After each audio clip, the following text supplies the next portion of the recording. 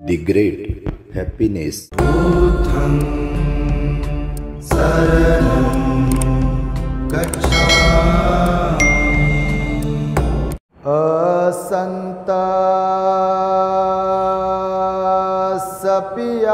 होन्ति सन्ते न कुरुते पियम् असतं धम्मं रोचेति तं पराभवतो मुखम्।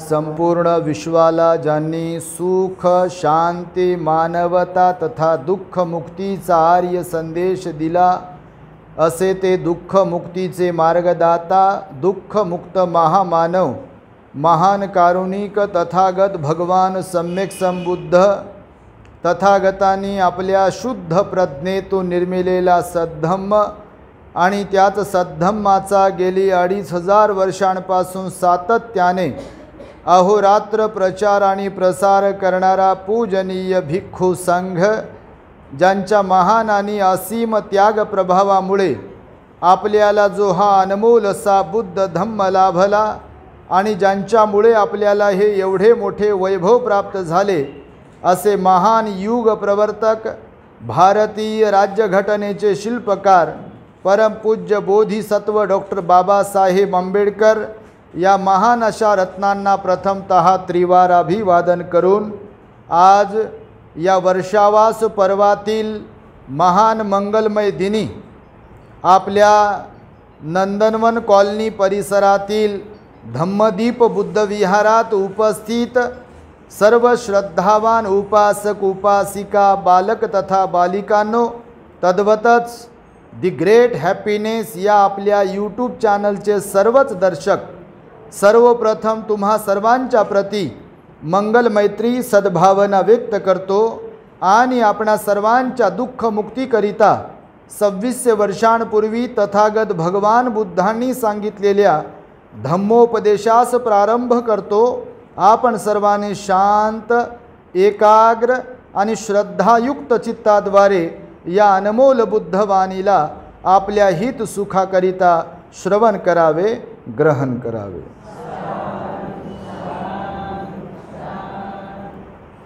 सुत्त निपातातील भगवान बुद्धांनी श्रावस्ती येथे दिलेला उपदेश, ज्यामध्ये देव आणि मनुष्यांच्या अधोगतीचे पराभवाचे 12 कारण सांगितलेली आहेत। जसे महामंगल सुत्तामध्ये 38 प्रकारची मंगल सांगितलेली आहेत, तशी पराभव सुत्तामध्ये 12 प्रकारची कारण अशी आहेत की ज्या कारणांमुळे मनुष्य अधोगतीकडे जातो, अवनतीकडे जातो, अर्थात जीवनामध्ये मनुष्याचा पराभव होतो। अशा प्रकारचं विवेचन, अशा प्रकारची धम्मदेशना भगवंतांनी 2600 वर्षांपूर्वी केलेली आहे। आणि तीच धम्मदेशना आपण आपल्या बुद्ध विहारामधून या वर्षावासाच्या कालावधीमध्ये आपणा सर्वांच्या विनंतीनुसार हे पराभव सुत्ता आपण प्रारंभ केलेला आहे। मागच्या वेळेला यापूर्वी आपण या पराभव सुत्तातील भाग 1 बघितला की ज्यामध्ये भगवान म्हणतात की इथे अवनती कुणाची होते आणि उन्नती कुणाची होते, अर्थात प्रगती कुणाची आणि अधोगती कुणाची, हे सांगत असताना भगवंतांनी व्याख्या केली आहे की जे लोक धम्मधर असतात, अर्थात धम्मचारी असतात, सिलवान असतात, ध्यानी असतात, दानी असतात, अशा लोकांची प्रगतीच होते। परंतु जे लोक धम्मद्वेषी असतात, अर्थात शील सदाचारापासून अलिप्त असतात आणि जे लोक शील सदाचाराच्या मार्गात प्रतिष्ठित असतात, त्यांचा द्वेष करणारे असतात, अशा लोकांची मात्र अधोगती आणि अधोगतीच होते। हे पहिल्या भागामध्ये आपण पाहिलं आहे। तर हा आज आपण भाग दुसरा पाहणार आहोत आणि हा दुसरा भाग जो आहे हाही अत्यंत महत्त्वपूर्ण असा भाग आहे बघा.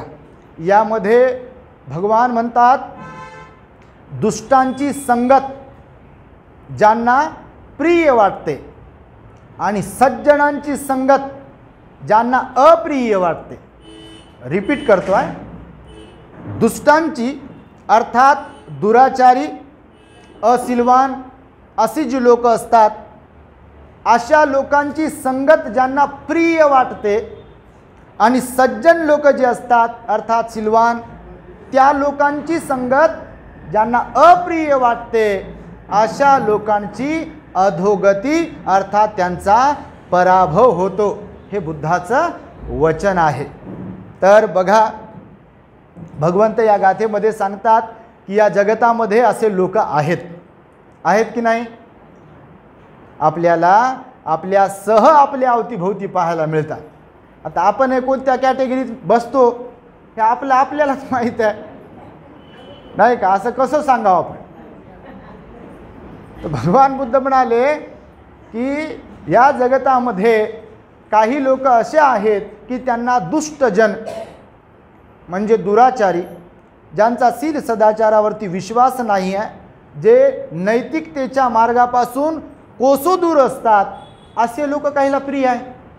आता समजा कोणी खून करणारा व्यक्ती आहे किंवा डाका टाकणारे लोक आहेत, मारामारी करणारे लोक आहेत, शिव्या देणारे लोक आहेत, दादागिरी करणारे लोक आहेत, आवारापण करणारे लोक आहेत, चोऱ्या करणारे लोक आहेत, व्याभिचार करणारे लोक आहेत, निंदा करणारे लोक आहेत, खोटं बोलणारे लोक आहेत, लबाडीने वागणारे लोक आहेत, ठकवेगिरी फसवेगिरी करणारे लोक आहेत, दारू गांजा बिडी तंबाखूचं सेवन करणारे लोक आहेत, उपवासाशी ज्यांना काही संबंध नाही, पंचशिलेशी ज्यांना काही संबंध नाही, श्रद्धेशी ज्यांना काही संबंध नाही, बुद्ध विहाराशी ज्यांना काही संबंध नाही असे लोक कोणालाच आवडत नाही. असं काही गोष्ट आहे का. असे लोक कोणालाच आवडत नाहीत असं वाटेल का कुणाला. तर बापा आता जर आपल्या देशाची परिस्थिती पाहिली, आपण टीका करत नाही पर्सनली कोणावरती, पण देशाचं एकंदरीत वातावरण जर आपण पाहिलं आपल्या देशातील वातावरण तर तुम्ही सहज ओळखू शकता की आपल्या देशातील बहुसंख्य लोकांना कोणते लोक आवडतात. राजकारणाच्या माध्यमातून का होईना कोणते लोक प्रिय वाटतात लोकांना. ज्यांच्याकडून आपल्याला काहीतरी मिळते नाही का ते लोकप्रिय. म्हणजे दारू पाजवणारे लोकप्रिय आहेत काही लोकांना, आहेत का नाही. आहे. फुकटचा तंबाखू देणारे लोकप्रिय आहेत लोकांना का नाहीत का. फुकटच्या पुड्या खाऊ घालणारे लोक, तंबाखू मावा खाऊ घालणारे. माझ्या मित्रासारखा मित्रच नाही म्हणते, मला रोज माझ्यासाठी देते म्हणते. मी लहान होतो काही लोक पाहिले चोळू देतात त्याचं का बाप लेकाला आणि लेक बापाला. आणि काही महिला पण पाहिल्या बापा. आणि आमच्या मैत्रिणीसारखी मैत्रीण नाही म्हणते, आमच्या मित्रासारखा मित्र नाही. काय तर तंबाखू चोळून देते, ते घोटून देते का चोळून देते काहीतरी म्हणतात. ते देते म्हणतात, मला आणून देते म्हणतात रोज. तर सांगा आता त्यांच्यासाठी ते प्रिय आहे का नाही. जर कोणी कोणाला दारू आणून देते तर प्रिय आहे त्यांच्यासाठी, ते त्यांची इच्छा भागवते ना ते, तर त्यांच्यासाठी तोच प्रिय आहे. आणि जर त्यांना कोणी सल्ला देणारा असेल तर त्यांना ते अप्रिय आहे. आमच्यासारखे लोक काय तुम्ही म्हणता का सगळ्यांनाच प्रिय असेल करुणानंद भंतेजी किंवा कोणते भिक्षू. अरे याचं काय खरं आहे म्हणतील. सकाळीच एक म्हणे बा आई भंतेजी म्हणे बा रोज लावतो तुमचं प्रवचन, पण घरातलं माणूस असा आहे आमच्या की त्याला जरा व्यसन आवडते म्हणे, आणि तुम्ही जे गोळ्या मारता म्हणे त्याच्यात बसते म्हणे ते पक्क एकदम फिट. मात्रा अशी बरोबरच लागू होते म्हणे तुमची. तर ते प्रवचन लावतो म्हणे मी तुमचं, असं स्वयंपाक करताना, भांडे घासताना, झाडू मारताना, काही करत असेल मी तर ते लावूनच देते म्हणे मी. तर मी म्हटलं तर काय म्हणे ते बाबाला आवडत नाही म्हणे. ते म्हणते काय लावली म्हणते भणभणीतून. दुसरं काही पहा म्हणे, टी व्ही आणून दिलाय तुला पैशानं मी, एवढा मोठा टी व्ही, त्या टी व्हीवर येऊन जाऊन भंतीचेच प्रवचन लावते म्हणे, तू काय लावलं म्हणे. तर सांगा असं कोण म्हणू शकते की कोणाला प्रिय चांगले लोकच आवडतात, सज्जन लोकच आवडतात. या जगतामध्ये असे काही लोक आहेत की ज्यांना दुर्जन सुद्धा प्रिय असतात, आवडतात. भगवंताची वाणी आहे ही. भगवान म्हणाले दुष्शील लोक ही लोकांना आवडतात. मी नेहमी सांगतो तत्सम गुणधर्म असलेले लोकच आपले मित्र किंवा मैत्रिणी बनतात. निसर्गाचा नियम आहे. काय म्हटलेला आहे की तत्सम गुणधर्म म्हणजे ज्यांच्या गुणधर्मामध्ये साम्य आहे, सारखेपणा आहे. मी नेहमी सांगतो, लग्नात वगैरे पब्लिकमध्ये समजा आपण कधी गेलो, लय लोक बसलेले असतात, आपली नजर भिर भिर भिर भिर भिर भिर भिर भिर भिर भिर पाहते, माझा मित्र कुठं दिसते, माझी मैत्रीण कुठं दिसते, आमच्या नगरातले, आमच्या गल्लीतले, आमच्या विहारातले लोक कुठं बसतात. पाहता का नाही तुम्ही? आपल्या स्वभावाप्रमाणे बोलणारे वागणारे जे लोक असतात किंवा आपल्या मनाला पटणारे जे लोक असतात, मग आपलं मन कसंही असो, तर त्या मताशी, मनाशी, मनाच्या स्वभावाशी मिळते जुळते जे लोक असतात या जगामध्ये, ते लोक आपल्याला आवडतात. मग त्याच्यात असं काही नाही की चांगलेच आवडतील की वाईट आवडतील. भगवान म्हणाले गणित ठरलेलं आहे, म्हणून आपण जसे तसं जग आहे म्हणतात की नाही लोक, की आपण जसे असतो तसं जग आहे. का म्हणतात लोक असं? तर खरंच तसं आहे की आपण जसे असतो तसं जग असते की. हे खरंच आहे ना. बघा तुम्ही, आता तुम्ही इकडे पावलं वळतात तुमचे, का तर इकडे येणाऱ्या लोकांमध्ये जे गुणधर्म आहेत, श्रद्धेचे, धार्मिकतेचे, नाही का, अहंकार काढून टाकण्याचे किंवा चांगुलपणाचे, तर तुमच्यात ते आहे म्हणून तर तुम्ही इकडे येता. तुमच्यात जर ऑपोजिट गुणधर्म असते, तुम्ही इकडे कशाला आले असते?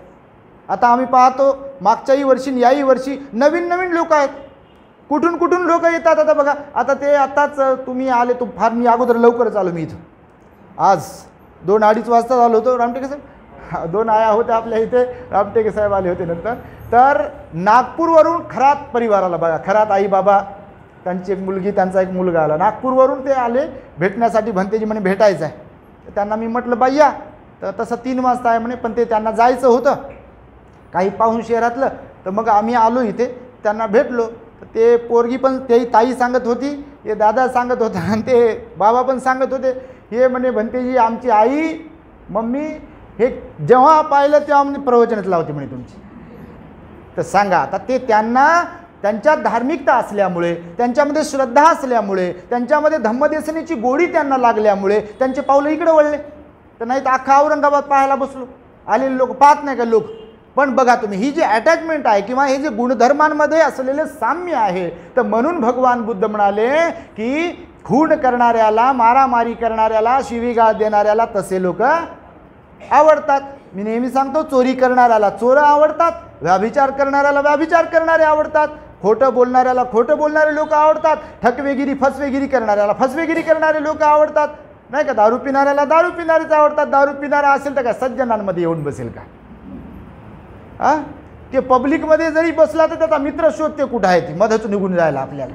चल म्हणते, बस झालं म्हणते. आता बघा तुम्ही, कारण भगवान बुद्धाची ही वाणी आहे. बघा, 2600 वर्षांपूर्वी आपल्या भगवंताने हे उपदेश केला, तेव्हाही अशीच परिस्थिती होती आणि आजही तशीच परिस्थिती आहे. तेव्हा हे प्रवचन, हा उपदेश भगवंता जसा लागू होत होता ना, तर आजही जशाच तसा उपदेश भगवंताचा आपल्या लागू होतो. म्हणून भगवान म्हणाले की असे काही लोक आहेत की ज्यांना दुशील लोक प्रिय वाटतात, दुराचारी लोक प्रिय वाटतात, दुष्ट लोक प्रिय वाटतात, आणि जे सज्जन आहेत ना, सिलवान लोक आहेत ना, ते लोक आवडत नाहीत, बिलकुल आवडत नाहीत. आणि म्हणून बघा, भगवंताने मागच्या वर्षी आपण पाहिलं, महामंगल सूत्रात पहिलीच गाथा कोणती शिकवली?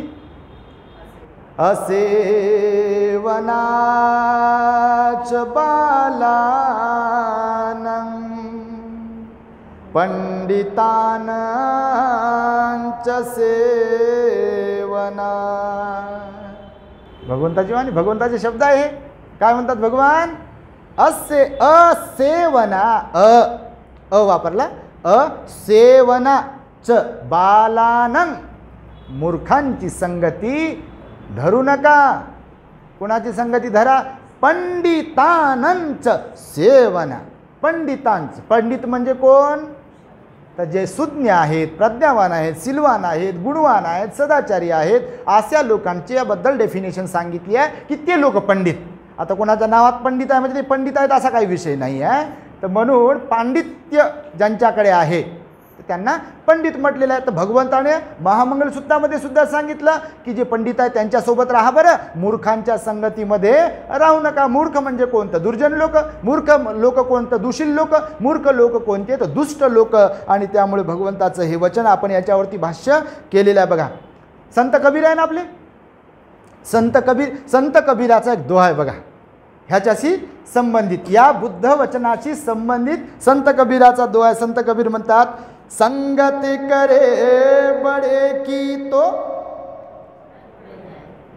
संगत करे बड़े की तो बढ़त बढ़त बढ़ जाए, संगत करे गधे की तो, संगत करे गधे की फिर गोता खाय. कबीरा कहे, हे कबीराचं वचन आहे. कबीरानं सुद्धा सांगितलं, बुद्ध वचनाशी संबंधितच कबीराचं वचन आहे. संत वचन जर तुम्ही पाहिलं, संत साहित्याचा जर अभ्यास केला ना, तर संत साहित्य सुद्धा त्याच्यामध्ये सिमिलर, काय म्हणतो त्याला, सारखेपणा आहे. त्याच्यावर बुद्धत्वाचा, भगवंताच्या धम्माचा प्रभाव आहे संत साहित्यावरती. पण आपल्या देशातले लोक तर बापा नाव घेतील मध्ये मध्ये संताच, पण घेऊन जातील अंधश्रद्धेकडेच, घेऊन जातील दगडाकडेच. त्या जिवंत माणसानं जे अभंग लिहिलेत, माणसाला जिवंत करण्यासाठी मेलेल्या, ते सारांश सोडते दुसरीकडं आणि ते दगडाकडेच घेऊन जाते. म्हणा म्हणे काय काय म्हणा, टाळ्या वाजवा, काय काय म्हणा. अरे बापू, एवढं चांगले वचन आहे हो संतांचे. संतांचे वचन बघितले तुम्ही? चांगले वचन आहे संतांचे. संत कोणाला म्हटलेलं आहे? तर संतांची पण व्याख्या केली भगवंताने. संत म्हणजे ज्यांचं चित्त शांत झालं आहे बघा, ज्यांच्याकडे शांती आहे, शांती पदाच्या मार्गावरती जे आहेत ना, त्यांना संत म्हणतात. शांती पदाच्या मार्गावरती जे लागलेले आहेत. शांती पदाचा मार्ग कोणता? निर्वाणाचा मार्ग. इमिना पुण्य कमेन मामे बाल समागमो सतं समागमो होतु यावनिब्बानपत्या.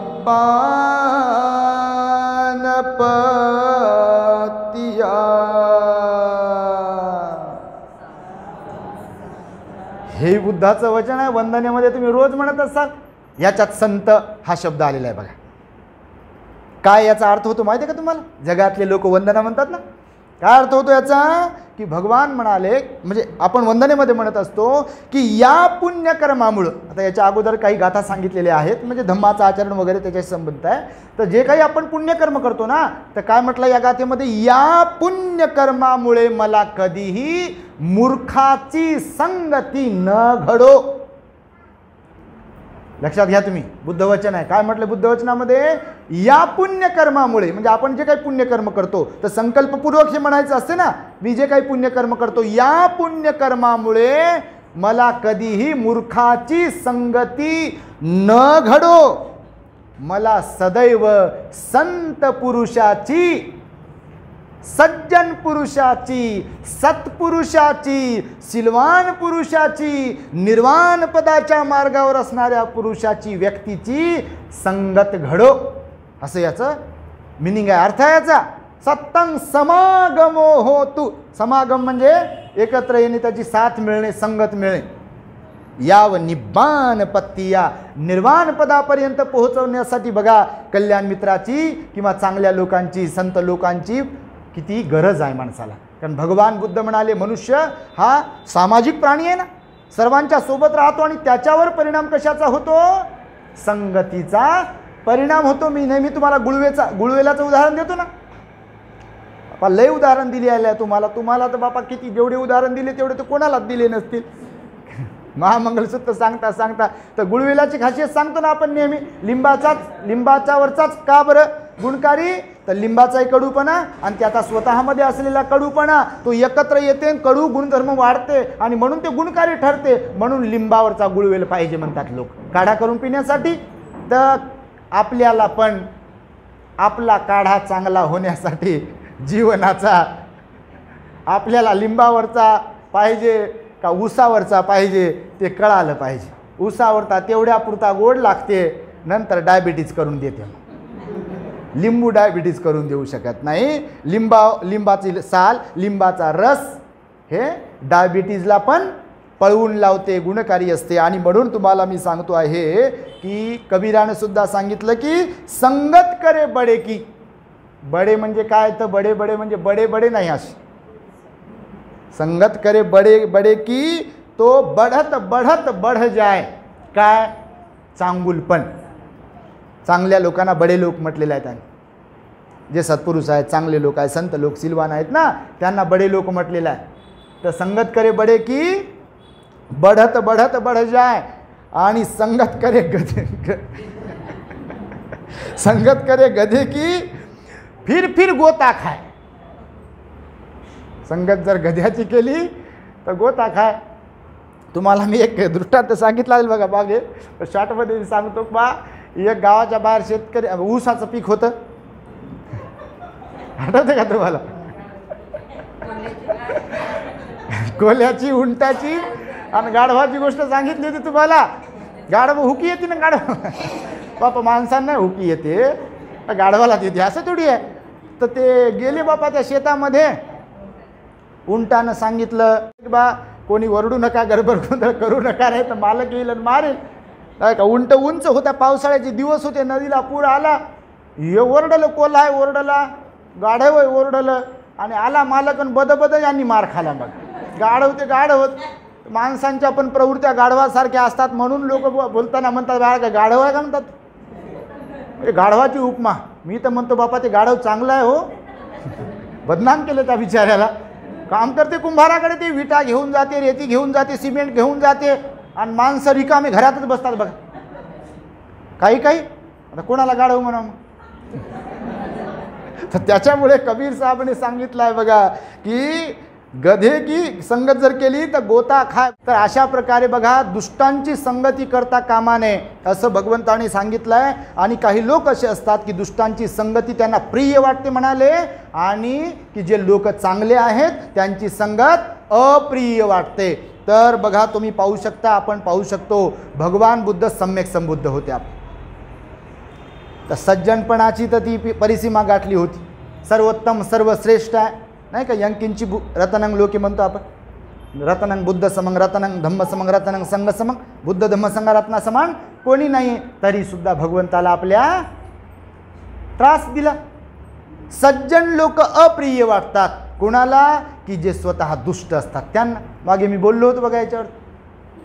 चांगले लोक सुद्धा जे स्वतः चांगले नाहीत त्यांना चांगले वाटत नाहीत. आणि दुर्जन लोक, दुष्ट लोक, जे दुष्ट लोक आहेत त्यांना चांगले वाटतात ना. आणि म्हणून आपल्या भगवंताला सुद्धा लोकांनी त्रास दिला. म्हणून असे जगात लोक तेव्हाही होते, आजही आहेत, उद्याही राहतील, की काही लोकांना चांगले लोक अप्रिय वाटतात. देवदत्तासोबत गेले काही भिक्षू निघून भगवंताला सोडून. हे मी तुम्हाला ऐकवलं मागच्या वर्षी.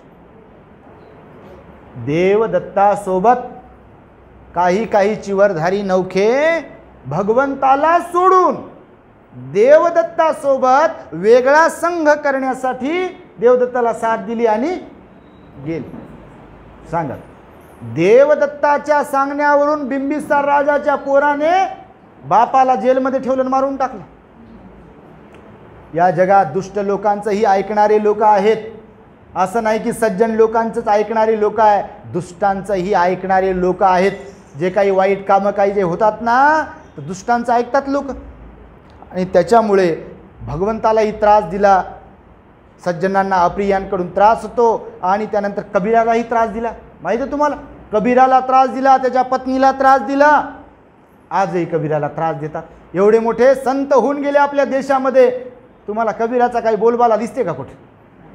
अहो संतात संत श्रेष्ठ होते ते कबीर. बाबासाहेबांनी त्यांच्याबद्दल भाष्य केलेलं आहे बऱ्याच ठिकाणी. कबीराबद्दल, पण तरीसुद्धा आपल्या देशामध्ये एवढा महान संत कबीर असताना देखील त्यांचा नामोल्लेख टाळल्या जाते, त्यांना इग्नोर केल्या जाते. आजही या देशात चांगल्या लोकांना इग्नोर केल्या जाते. मी नेहमी सांगतो, याचा अर्थ मी काही आपल्या देशातल्या काही लोकांना नाव ठेवतो असं नाही, पण तुम्ही टी व्ही, चित्रपट, मालिका वगैरे पाहत असाल किंवा शासकीय एखादे कार्यालय पाहत असाल किंवा कोणते काही कामं पाहत असाल, तिथे भगवान बुद्धाला इग्नोर केल्या जाते. माहिती, बुद्ध दाखवत नाहीत लोक, बुद्धाबद्दल भाष्य करत नाहीत लोक, आणि नको त्या गोष्टींबद्दल लोक भाष्य करतात, त्याचा गवगवा करतात, त्याचा नामोल्लेख करतात, काय काय करतात. आणि म्हणून भगवान बुद्धांनी सांगितलेलं आहे की या जगात असे काही लोक आहे की त्यांना दुष्ट लोक आवडतात आणि काही लोक असे आहेत की त्यांना सज्जन लोक आवडतात. म्हणून बुद्धालाही त्रास दिला आणि कबीरालाही त्रास दिला, तुकोबारायांनाही त्रास दिला. इथे माझ्या मराठा बांधवांना, माता भगिनीला समजायला पाहिजे, त्यांना समजण्यासाठी फार उशीर होतोय. आपल्या लोकांना समजलं, बाबासाहेबांनी समजवलं, लोकांच्या लक्षात आलं आणि जे निरर्थक आहे ते सोडून दिलं. आज माझ्या मराठा समाजातल्या जे स्वतःला हिंदू म्हणून घेतात त्याही समाजात परिवर्तन होत आहे. बघा, रोज फोन येतात मराठा समाजातले लोक. आता तेलंगणामधून एक फोन आला बघा मराठा समाजातल्या व्यक्तीचा, बनतेजी आपके प्रवचन हम सुनते हैं, ये सांगत होते. मग काय तिथे असेल ते, और बहुत अच्छा लगता है हमें, बुद्धिज़्म हमको भी प्यारा लगने लगा है वगैरे वगैरे ते बोलत होते. तर त्यांना म्हणा बोललो मग मी काय ते तर सांगतोय तुम्हाला जस्ट की हे संत जे असतात, तुकोबारायाने जीवनाची गोष्ट केली परंतु त्यांना देव बनवून टाकलं लोकांनी. एकीकडे त्यांना श्रेष्ठ म्हणायचं आणि त्यांना देव बनवायचं आणि गुंतवायचं आरतीमध्ये, पोथीमध्ये, कशामध्ये. त्यांच्या सांगितलेल्या मार्गावर चाललं पाहिजे ना. संतवचन श्रेष्ठच आहे ना. कोण संतवचनाला नाव ठेवू शकते इथे? बिलकुल नाव ठेवू शकत नाही. संत एकनाथाच्या अभंगांमध्ये भगवान बुद्धाचं वर्णन आहे, तुकोबारायाच्या अभंगांमध्ये भगवान बुद्धाचं वर्णन आहे. बुद्धाचं गुणगान गायलं, बुद्धाचा गोडवा गायला त्यांनी. तुम्ही बघा अभंगाचा संत साहित्याचा जर अभ्यास करत असाल तर वारकरी संप्रदायाला माळा जे घालायला लावल्यानंतर लोकांनी भगवान बुद्धाचं पंचशील पालन करण्याची शपथ घेतात त्यांच्याकडून. हे बुद्धाचीच तर परंपरा आहे. हे पंढरपूरला जाण्याची जी परंपरा आहे बुद्धाचीच परंपरा आहे. बालाजीला जाऊन मुंडन करण्याची जी पद्धत आहे ही बुद्धाचीच तर पद्धत आहे. हालाकी आता जाऊन तिकडं काय पाया पडून येण्याचा अर्थ नाही. नाही तर बापा पुन्हा विचारसाल भंतेजी आम्ही जावं का मग तिकडे आणि केस काढून यावं का तिकडे एकदा? बापा काढायचे असतील तर इकडे या, आम्ही भंतेजी बनवतो, श्रामणेर बनवतो. ते नाही म्हणते तिकडं जातो म्हणते, तिकडं जाऊ का म्हणते. एक जण म्हणे इकडं जात राहू का म्हणे दरवर्षी. अरे तिकडं कायले जातो बापू, इकडं ये. ते हातचं गेलं आता त्याची काय चर्चा करतो तू? जे हात राहिलं नाही हातात हे त्याच्या मागे लागले काही काही. पाहतो ना मी लोकांना राग येत असेल बापा आपला असं आपण बोलतो तर, पण बघा ना तुम्ही गंमत कशी आहे. जे हातचं गेलंय हे त्याच्यावर चर्चा करते आणि जे हातात आहे तिकडं फिरकतही नाही, तिकडं जाऊन बसतही नाही. आहे का ना गंमत? बघा ना तुम्ही, जे गेलं हातातून त्याच्यावर मध्ये ते आपलं होतं. अरे हो होतं बापू आपलं, ते साहित्य आहे त्याच्यावरती, लेखन केल्या गेले त्याच्यावरती, पुरावे आहे त्याचे, पण तू जिंदगी त्याच्यातच वाया घालवशील की ते आपलं होतं आपलं होतं. तुझ्या आपलं म्हणण्यानं कायच फरक पडेल? तुझा फरक तुला इकडे पडेल. इकडं आल्यावर जे आपल्या हातात आहे तू त्याच्याकडे ये, त्याची तू कास धर, उपोषण पालन कर, पंचशील पालन कर, विहारात ये, तुला फायदा होईल त्याचा. आणि म्हणून म्हटलेलं आहे बघा तुकोबारायांना सुद्धा ग्रंथ त्याचे पाण्यात बुडवले बिचाऱ्याचे, त्याच्या कमरेला दगड बांधलाय. हे जे कमरेला रुमाल बांधतात का नाही, नाव ठेवत नाही बापू तुम्हाला, आम्ही ऐकणाऱ्यांची गोष्ट करतो. विचारता करा काऊन कमरेला बांधून बोलता म्हणून. कशाचं प्रतीक बनवलं हे? कमरेला दगड बांधला हो, ग्रंथ हे बुडवले आणि त्यांनाही डुबवलं. आणि हे म्हणे विमान आलं होतं म्हणे. काऊन? त्यांच्यासाठीच एकट्यासाठी विमान आलं होतं. भगवान बुद्धासाठी तर आलं नाही बापा विमान, संत कबीरासाठी तर आलं नाही विमान. ज्ञानेश्वराने समाधी घेतली म्हणजे त्यांना मारलं हो, आणि त्याच्यावर मस्तपैकी रचलं सगळं काही.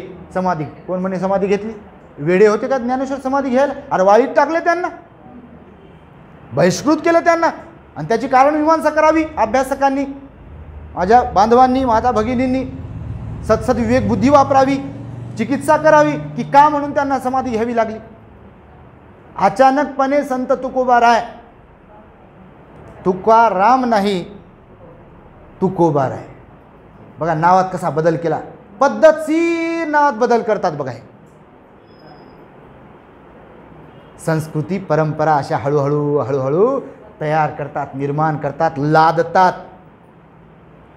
माहिती तुम्हाला संत तुकाराम आहे का, संत तुकोबाराय आहे.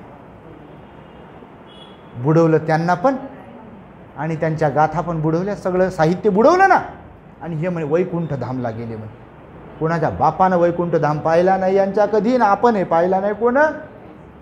हे चिकित्सा करायला तयारच नाही की बा कोण बुडवले. हे म्हणते नाही नाही, अरे काही सांगतात म्हणते हे लोक. अरे काही सांगायला का वेडं लागलं का आम्हाला, काही कसं सांगावं. आणि एवढा चांगला माणूस का म्हणून जाईल वैकुंठ धामला. जो समाजामध्ये जागृती निर्माण करतोय त्या व्यक्तीला कोण घेऊन जाईल, आणि त्याच व्यक्तीला एकटाच, दुसऱ्याला काय नाही. आणि म्हणून तुम्हाला सांगतो त्यांनाही दुष्टांनी मारलं, डुबवलं.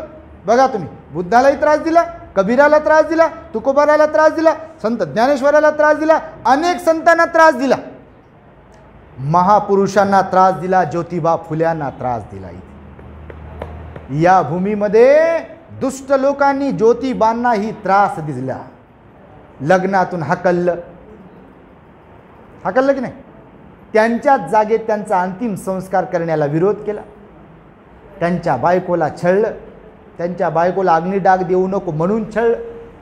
सावित्री माईला शिक्षण देण्यासाठी मुलींना जेव्हा ती तयार होत होती, लोकांकडे जात होती, पोरींकडे शेण मारलं, चिखल मारला, दगड मारले. त्रास दिला नाही इथल्या व्यवस्थेनं, दिला की नाही त्रास. बापा आपले तर लोक नव्हते त्रास देण्यामध्ये, तेव्हा कोणी त्रास दिला मग. आणि शिवाजी महाराजांनी त्रास दिला, विष दिलं त्यांना, विष देऊन मारलं ना. कोणत्या दुश्मनानं मारलं, अभ्यास करा बा बिचारे. मुसलमानांनी मारलं का विष देऊन. संभाजी महाराजांना ज्या पद्धतीने मारलं, कोणत्या ग्रंथातली पद्धत वापरली. आता बिचाऱ्या काही बांधवांना तकलीफ होईल असं बोलल्या, पण माझं म्हणणं आहे ह्याची कारण मीमांसा तर पहा, ह्याची चिकित्सा तर करा, ह्याचा विचार तर करा, ह्याचा अभ्यास तर करा. का कोणी म्हणते म्हणून घ्यायची काठी हातातून जाळायचं याला आणि मारायचं याला, त्याच्यात काय पडलं. जर आपले महापुरुष आपल्याला प्रिय आहेत खरंच, जर आपले संत आपल्याला प्रिय आहेत, तर त्यांचं हे गोष्टीकडे लक्ष द्या ना तुम्ही, कोण काय करते ते. आणि त्यामुळे मी हे विषय निघाला म्हणून ह्या सगळ्या गोष्टी सांगतोय. आणि हे काय आपल्या लोकांसाठीच बोलतो काय असा विषय नाही, आपले प्रवचन सगळ्यांपर्यंत जातात आणि हे बोलणं आवश्यक आहे म्हणून बोलतोय. म्हणून छत्रपती शिवाजी महाराजांनाही त्रास देऊन मारलं, संभाजी महाराजांनाही त्रास देऊन मारलं. स्वामी विवेकानंद माहिती आहे तुम्हाला, ज्यांची स्मरणशक्ती दांडगी होती. आणि भगवान बुद्धाचे जे फॉलोअर बनले होते माहीत तुम्हाला, शिकागोला त्यांना आपल्या धर्मपालांनी आपली वेळ भाषणासाठी दिली आणि त्यांनी तिथे बुद्ध विचार सांगितला. बुद्ध धम्माकडे त्यांचा कल होता. तुम्ही जर त्यांचं साहित्य वाचलं तर स्वामी विवेकानंद. पण लोक सांगत नाहीत ते.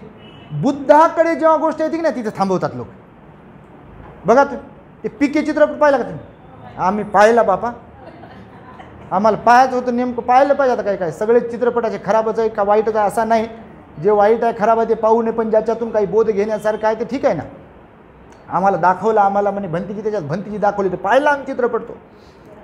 तर खरंच ते चित्रपट तिथंच संपवला की जिथून बुद्ध सुरू होणार होते. आपने देखा होगा तो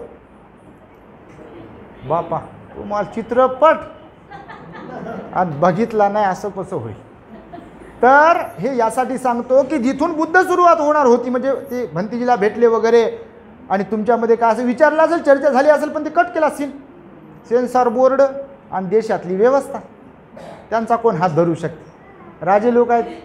आणि त्यामुळे की स्वामी विवेकानंदांना सुद्धा विष देऊन मारलं का, डोक्यावर त्यांच्या काहीतरी मारलं आणि मेले. ब्रेनची नस फाटली म्हणतात ते खोटं सांगतात. आत्महत्या केली म्हणतात काही लोक. कसा आत्महत्या करेल एवढा माणूस चांगला? आत्महत्या करते माणूस, कसा आत्महत्या? आणि बाबासाहेबांनाही लोकांनी सोडलं नाही त्रास देण्याचं. जिवंतपणा त्रास दिला आणि लोकांनी दिला की नाही?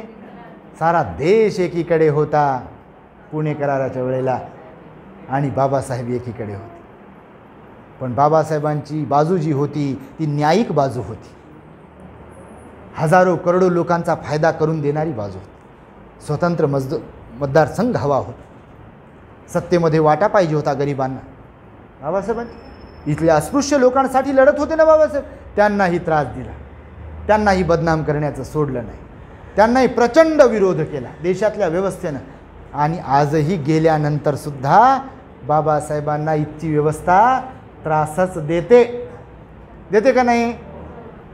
बघा आता हे रिझर्वेशनचा जो मुद्दा आहे, आपला विरोध नाही, आपलं समर्थनच आहे. बाबासाहेबांनी सुद्धा तेव्हा हा मुद्दा संसदेत मांडला होता की ओबीसी बांधवांनो, तुम्हाला गरज पडेल. आता वाटते तुम्हाला की आम्ही आमके ढमके टमके आहोत, आमच्याकडे जमिनी आहेत, शेती आहे वगैरे वगैरे, पण असं समजू नका जग परिवर्तनशील आहे आणि मला तुमचं भविष्य दिसते. बोधिसत्वाला समजतात ना काही गोष्टी, महापुरुषाला समजत असतात काही गोष्टी की उद्या काय घडू शकते. बाबासाहेबांना दिसलं असेल ते, आणि नक्कीच दिसलं असेल म्हणून तर म्हणाले. तर तेव्हाचे आपले किस्मार खान तिथं होते जे, तुम्ही आम्हाला काय असंच समजता का म्हणे. आणि आता काय मग स्वतःच्या हातानं फजिती करून घेणं आहे की नाही? आणि म्हणून तुम्हाला मी सांगतो आहे की या महापुरुषांना त्रास देणारे लोक होते. भगवंताची वाणी काय आहे की या जगामध्ये काही लोक असे आहेत की त्यांना दुष्ट लोक प्रिय वाटतात आणि सज्जन लोक अप्रिय वाटतात, असं बुद्धाने या पराभवसूत्रातल्या दुसऱ्या गाथेमध्ये म्हटलेलं आहे. आणि म्हणून मी तुम्हाला सरते शेवटी एक दृष्टांत सांगेल. जास्त मी बोलत नाही आहे कारण हे कमी कमी कमी कमी आपल्याला करायचं आहे. जरा जास्त व्हिडिओ मोठे मोठे होतात, आमची परेशानी होती एडिटिंगसाठी.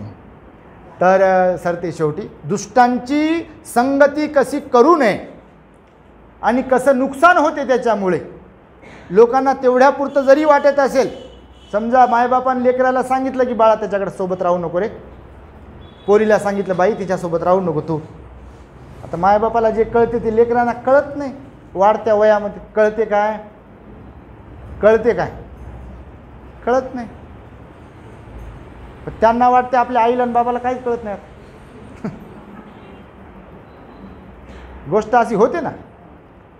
पण मग वेळ निघून गेल्यावर त्यांच्या वाट्याला कधी कधी काहींच्या मुलांच्या मुलींच्या वाट्याला पश्चातापाचे अश्रू येतात आणि तेव्हा वाटते यार आईचं ऐकलं असतं, वडिलांचं ऐकलं असतं तर बरं झालं असतं. मायबाप त्यासाठीच तर असतात. तर एकदा एका ठिकाणी एक आश्रम होता, गुरुजी होते तिथे आणि मग बरेच शिष्य होते त्यांचे. तर तिथे राहत असताना एकदा सापाचं पिल्लू, साप सुंदर साप असतात काही काही साप, पाहिले का तुम्ही? खरंच सुंदर असतात काही काही साप. हो, खोटं कसं काय सांगावं. साप आम्ही पण पाहिले. सिद्धार्थ गार्डनमध्ये गेले तर सापच साप आहे. प्राणी संग्रहालयात गेल्यावर साप असतात ना तिथे, तर दिसायला दिसतात सुंदर म्हणून काय हातात घेणं परवडत नाही. तर त्या आश्रमामध्ये एक दिवस सापाचं पिल्लू आलं बा. आता ते असली नागाचं पिल्लू होतं. आता त्याच्यामध्ये मग असे तरुण काही संन्यासी होते गुरुजींकडे राहायला. तर एका तरुण संन्यासाला ते सापाचं पिल्लू आवडलं. आता कोणाला काय आवडेल, कोणाला कोण आवडेल हा ज्याचा त्याचा विषय आहे बापा. तर तर सापाचं पिल्लू त्याला आवडलं एकाला. त्याला वाटलं बापा सुंदर दिसते, तर त्यानं घेतलं, जवळ ठेवलं. तर ते जंगलात राहत होते. जे जंगलात होते बांबू, बांबू माहीत तुम्हाला, वेळू. तर वेळू असतात पोकळ. तर यानं काय केलं बा, त्याला आता पाळायचं आहे ना सापाच्या पिल्लाला, पाळायचं तर एक मोठा बांबू असा घेतला, नळ त्याच्या आतून पोकळ असते ते, तर त्याच्यामध्ये हे ठेवत राहायचं त्या सापाच्या पिल्लाला. आता सापाचं पिल्लू मोठं होते ना, होते का नाही, मोठं झालं ते. तर आता हे यानं पाळलेलं होतं, तर ओळख होती, पण सापाचे गुणधर्म ठरलेले आहे.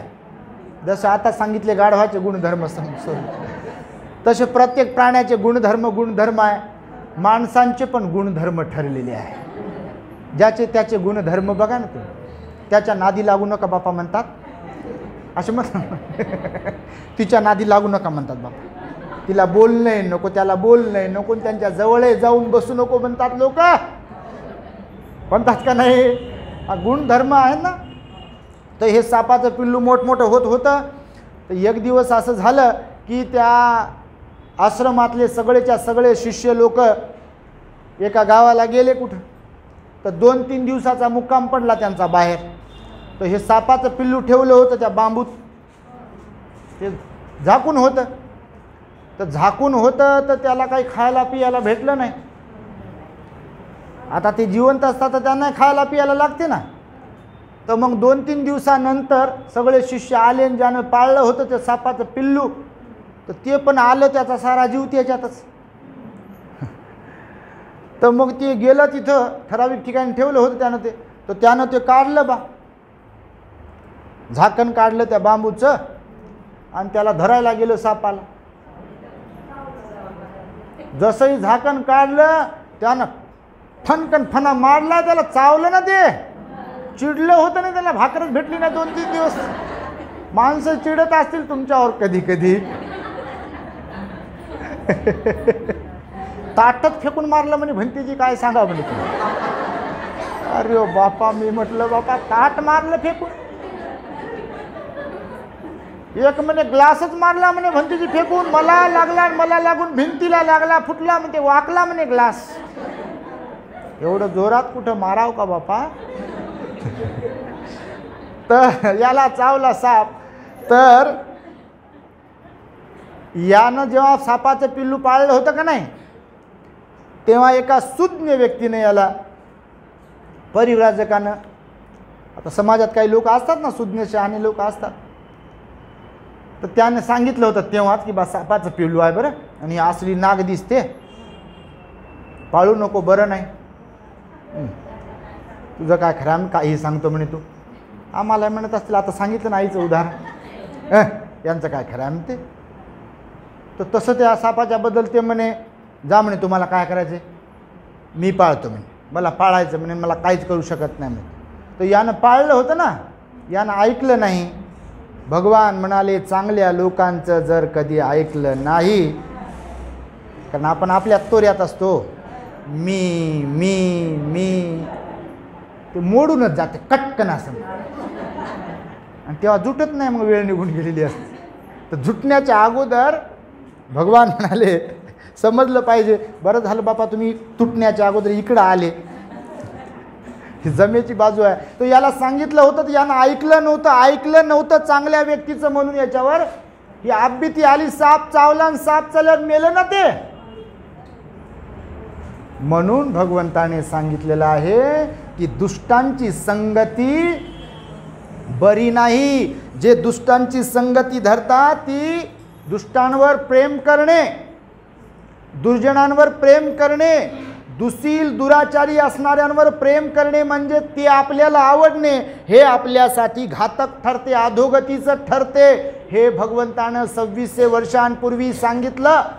आणि म्हणून भगवान बुद्ध म्हणाले, बघा, दुष्टांची संगती ज्यांना प्रिय वाटते आणि सज्जनांची संगती ज्यांना अप्रिय वाटते, अशा लोकांची जीवनामध्ये अधोगती आणि अधोगतीच होते. अशा लोकांचा पराभव होतो, अशा लोकांची अवनती होते. आणि म्हणून असे लोक आपल्या हाताने आपली फजिती करून घेतात आणि जीवनामध्ये अपयशी ठरतात. आणि म्हणून या पराभव सुत्तातील आज आपण हा दुसरा भाग बघितला. पुढला 3रा, 4था, 5वा जे कोणता भाग असेल तो अत्यंत प्रेरणादायी आहे. निश्चितपणे ते मी तुम्हाला ऐकवेल आणि आपणही असेच मोठ्या संख्येने ऐकण्यासाठी श्रद्धापूर्वक येत राहाल अशी अपेक्षा ठेवतो आणि माझ्या शब्दांना इथे पूर्ण विराम देतो. भवतो सब मंगलम रक्षन्तु सब देवता सब बुद्धानुभावेन सदा सुखी भवन्तु ते. भवतु सब मंगलम रक्षन्तु सब देवता सब धम्मानुभावेन सदा सुखी भवन्तु ते. भवतु सब मंगलम रक्षन्तु सब देवता सब संघानुभावेन सदा सुखी भवन्तु ते.